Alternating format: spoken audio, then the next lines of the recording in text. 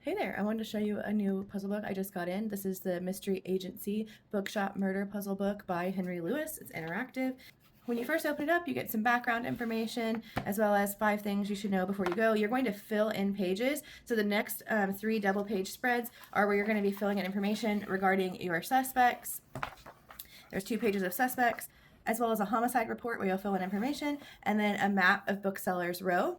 And then you're going to jump right in. It's going to give you the title, the background information about the character that's investigating, and then you're going to jump right in. So each page is a puzzle, and you're going to use the information from these pages to fill in those blanks in the first 3 page spreads that we looked at. So for example, in this one, the puzzle is, can you add the names of the shops to the map of Booksellers Row? So we're going to look at this map and the information over here, and we're going to fill it in. We're actually going to do this one together, but I just want to kind of show you some of the pages. You're going to do different things. What is today's date?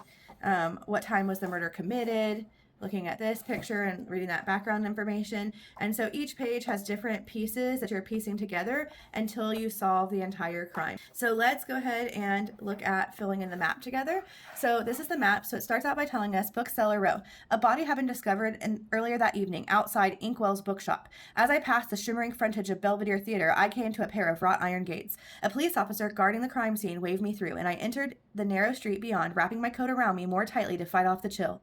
A collection of small independent bookshops flanked both sides of the road, and an array of ornate signs competed with one another for customers' eyes. In my 17 years investigating crimes in London, I never set foot on this beautiful street before. It was a strangely beautiful place for a murder investigation. And then it gives you a list of the current establishment and tells you what our mission is in this little golden box here. And then we get kind of, you can see that the detective's walking in through a pair of double gates. There are some advertisements outside, some notes out here, and then we can see the signs outside the stores as well as a body down here. If we go back to the map here, notice that the double gates, there's a couple gates here, right? There's one here, a single gate, and then up here, there's a double gate, and then here's the body. If we look from this perspective, you can see that the body is more on the right side, and we're looking through a double gate. So this is reversed, like we're looking at it from backwards.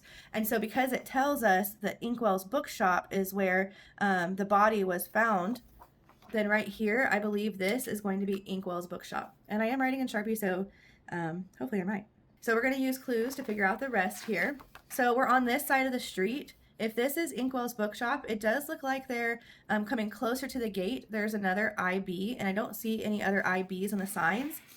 And it does look like IB. There's another establishment called Ivy Bros. So if we go back to the map, I believe this one closest to the gate is going to be Ivy Bros. Then go